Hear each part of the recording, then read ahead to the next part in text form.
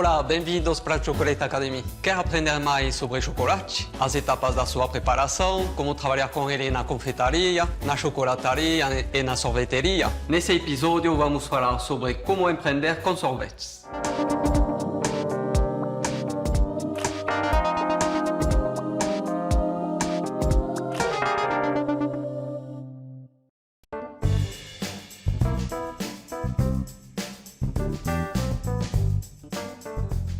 Chefe Bertrand, obrigado por ter trazido a gente aqui. Belíssima apresentação. Me chamo Francisco Santana, sou professor, proprietário da Escola Sorvete, já há 7 anos embaixador aqui da Barrica Lebot. Um prazer. E hoje venho mostrar um pouquinho para vocês do mundo do sorvete, usando duas coisas que as pessoas acham que nem sempre combinam: chocolate branco e fruta dentro de um sorvete. E ainda mais com água, hein? Sem usar leite. Então, qual foi a ideia? De onde partiu a ideia para essa receita e como é que a gente pensou nisso, nessa mistura, nessa mescla? Foi de uma viagem que a gente fez agora à Suíça e foi uma mescla de 2 mundos, ou seja, o chocolate branco da Karma, chocolate suíço feito com leite suíço, uma coisa bem diferente, um dos chocolates mais especiais do mundo, e o cupuaçu de Belém. Então o que a gente está fazendo é uma viagem de Zurique a Belém, sem escalas. E a gente vai mostrar isso tudo para você agora, passo a passo. Uma coisa muito bacana é a gente começar a explicar dentro da sorveteria para que serve cada ingrediente. Então hoje a gente está, além do chocolate e do cupuaçu, que são os sabores da receita, né? A gente vai usar um pouquinho de leite em pó desnatado. E o leite em pó desnatado faz o quê? O leite em pó desnatado, ele dá proteína, ele aquece o sorvete, deixa o sorvete mais cremoso, mais leve. O açúcar, que além de adoçar, vai dar o corpo, vai dar a estrutura do sorvete. O xarope de glucose desidratado, que vai ajudar a dar elasticidade, da textura. A destrose, que os italianos usam muito, que é um açúcar, que pode ser de beterraba, de cana, pode ser destrose de milho. Essa que a gente está usando é uma destrose de milho. O estabilizante, que nesse caso eu estou usando só farinha de alfarroba, um estabilizante natural, orgânico, vegano. O cupuaçu, que tem uma curiosidade muito interessante. O cupuaçu é da mesma família que o cacau. Então, o nome arbóreo lá do cupuaçu é Theobroma grandiflorium, enquanto o cacau é o Theobroma cacau. Então, são muito similares, são da mesma família. E o que a gente acabou optando em usar o chocolate branco por conta da manteiga de cacau. Ou seja, essa manteiga de cacau é quem vai dar o sabor, quem vai dar a cremosidade, a untuosidade dessa mistura. E a água, por quê? Porque eu quero ressaltar o sabor da fruta e do chocolate. Se eu colocasse o leite ia matar esse sabor. Além do que, ia ficar um sorvete um pouquinho mais pesado, um pouquinho mais gorduroso. E essa não era a ideia. A ideia era fazer um produto leve, fresco em boca e que daqui a pouco vai se transformar em um outro produto muito conhecido e que as pessoas do Brasil adoram. Então, cada etapa é uma surpresa. E vamos começar passo a passo.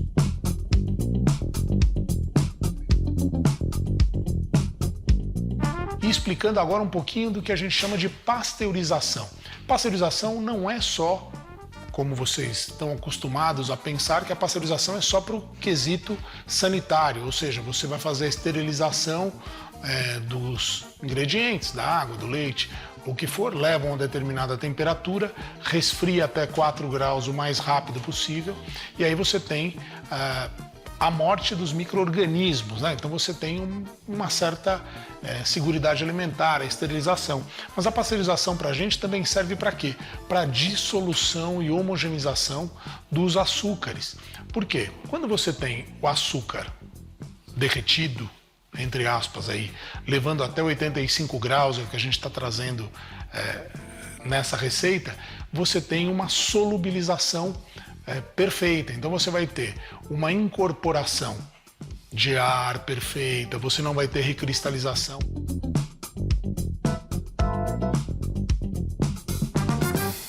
A ideia é que a gente aqueça esses ingredientes para a gente colocar em máquina e ter um resultado bem bacana. Eu vou dar uma aquecida nessa água aí até 25, 30 graus e vou vir com leite em pó desnatado, que é a minha fonte de proteína que vai mudar a estrutura do sorvete. E a gente está usando aqui bem pouquinho, menos de 2%.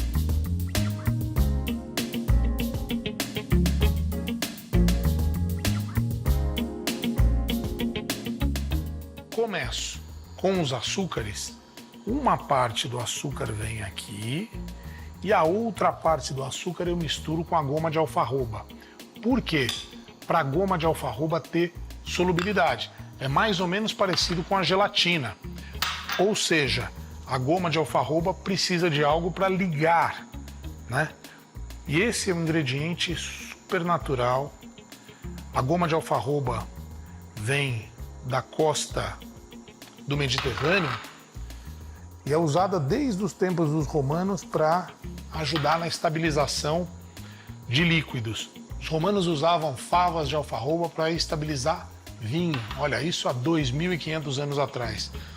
E a fava de alfarroba, a goma de alfarroba, ela tem uma característica super interessante. Ela estabiliza até 80 vezes o peso dela em água. Então você vai ter muita textura, vai ter muita maciez, né? Graças, e uma retenção hídrica bem interessante, graças à farinha, à goma de alfarroba.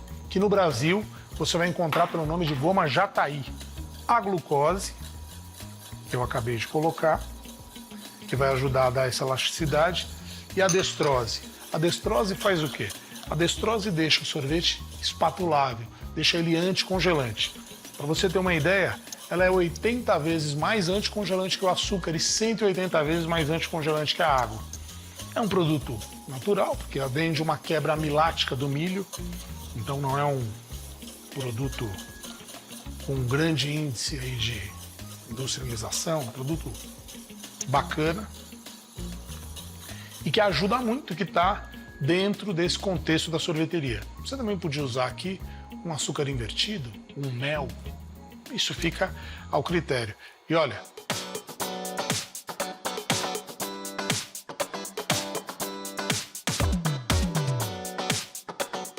e agora é termômetro e a gente levar até 85 graus.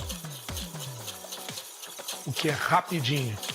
Aqui na panela fica voando nessa placa de indução. Já cheguei aqui, hein? Rapidinho a gente já chegou na temperatura. Uma outra coisa que é bem bacana é a gente colocar no final dessa pasteurização o chocolate.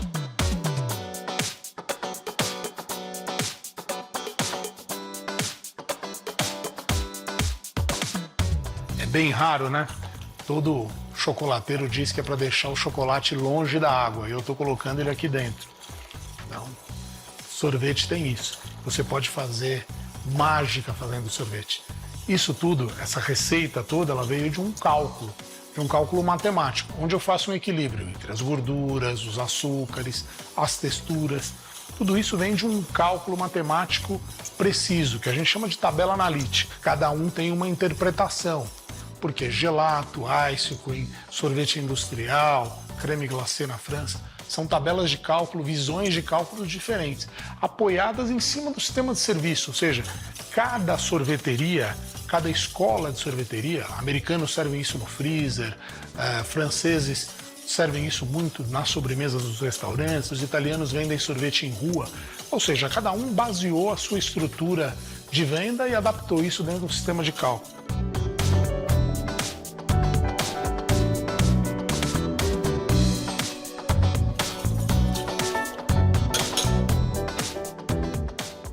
Agora, a gente deixa aqui esfriar, dá uma esfriadinha e a gente adiciona a polpa de cupuaçu. Vamos agora? 2 minutinhos para esfriar e a gente já entra com a polpa de cupuaçu. calda base já fria, 4 graus, deu uma resfriada. Nesse processo de maturação ela dá uma incorporada, adensa, para receber a nossa polpa de cupuaçu.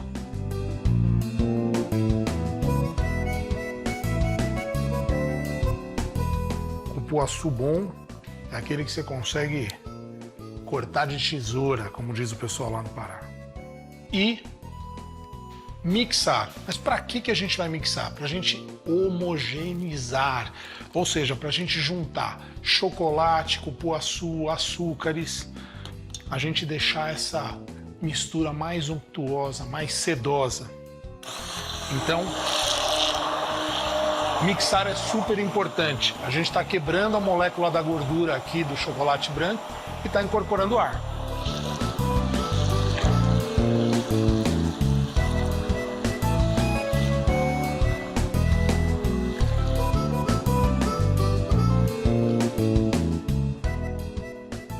Olha só, homogeneizado, perfume, tá matador isso aqui. E bom, agora vai para a máquina de sorvete.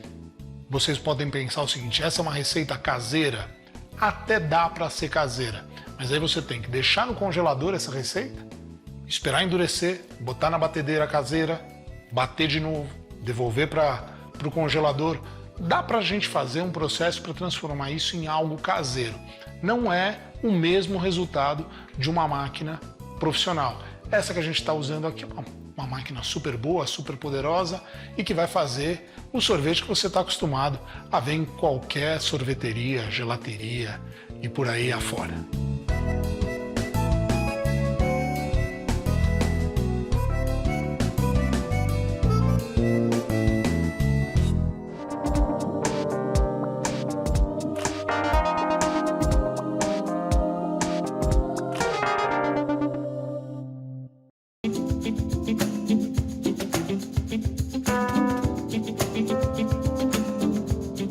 Olha só, essa é uma máquina importada eletrônica. Então a gente faz a programação da textura que a gente quer, aperta o botão e o resto ela faz sozinha. 3 a 5 minutos a gente vai ter um sorvete fresco, de qualidade, e vocês vão ter oportunidade de ver isso como é dentro de uma sorveteria. Porque a gente usa essa mesma máquina, mas em tamanhos maiores, para fazer sorvete artesanal que você está acostumado a ver.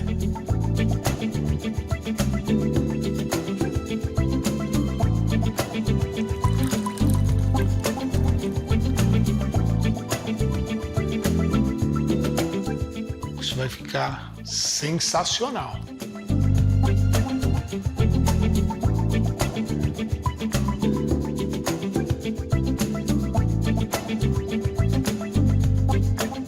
A hora tão esperada e desejada, a hora de sair sorvete da máquina.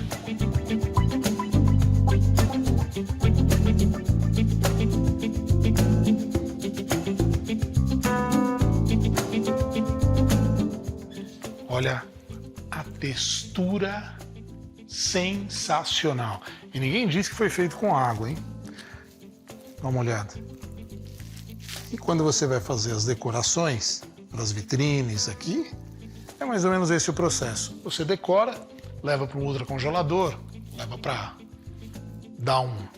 fazer uma capa, que a gente chama, e devolve para cá. Agora, com isso aqui, não parou no sorvete tradicional de massa. Isso agora vai virar o queridinho dos brasileiros, vai virar um super picolé. Ah, você vai dizer para mim que não é aquele picolé do carrinho, aquele que o tiozinho vende na praça. É uma versão um pouco mais sofisticada e um pouco mais até gourmetizada do picolé, mas é uma textura diferente, porque você vai estar colocando um sorvete que era para você estar tomando na casquinha dentro de um formato de picolé e vai fazer uma cobertura também muito bacana e muito gostosa. E não é difícil para fazer.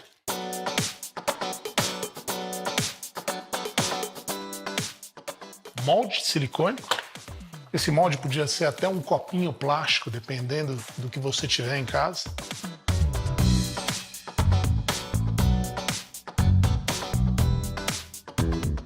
Na indústria, esse processo é feito de modo diferente.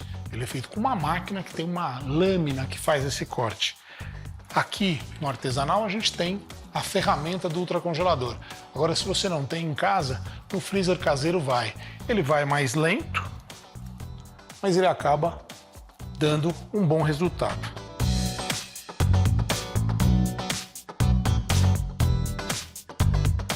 Os palitinhos.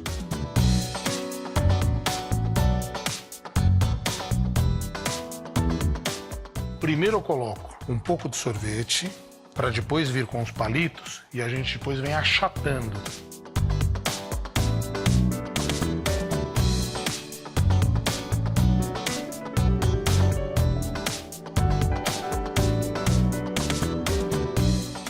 Ultracongelador, mais ou menos 25 minutos e a gente volta para ensinar para você como é que a gente vai fazer uma cobertura que harmoniza, combina e que vai realçar o sabor desse sorvete.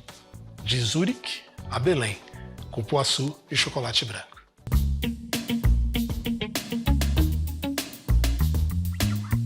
Retirei do ultracongelador.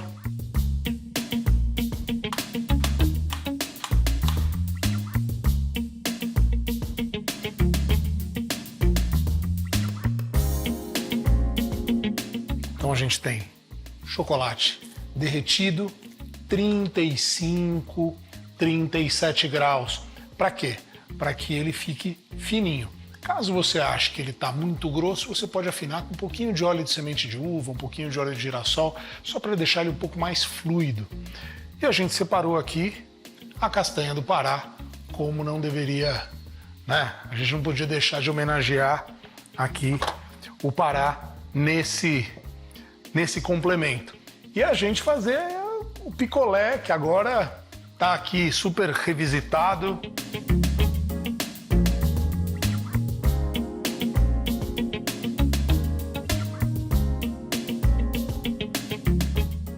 A castanha um pouquinho torrada. Para quê? Para ela não ficar depois murcha dentro. E essa oclusão que a gente chama, que está um acabado por fora, mas eu posso também colocar aqui e ele ficar como um crocante, ficar por dentro da cobertura.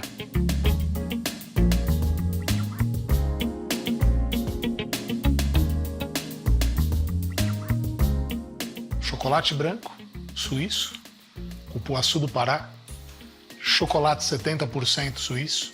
Ficou sensacional essa harmonização, o ácido com esse tom mais forte, o ácido do cupuaçu, misturando ingredientes do mundo. Porque não é só italiano que sabe fazer sorvete. O brasileiro sabe e muito bem fazer sorvete. A sorveteria brasileira precisa nascer e mostrar para o mundo essa variedade de sabores, de intensidades, de cores, de aromas, porque nós temos as melhores frutas do mundo. Portanto, a gente logo tem que ter o melhor sorvete do mundo. O melhor sorvete do mundo a gente faz aqui.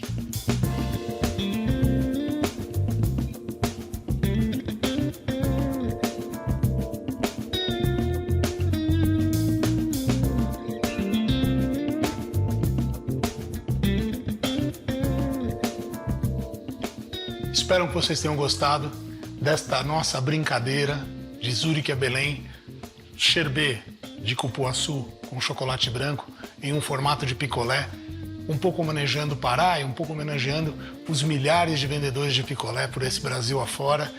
Quanta gente boa começou a empreender fazendo picolé.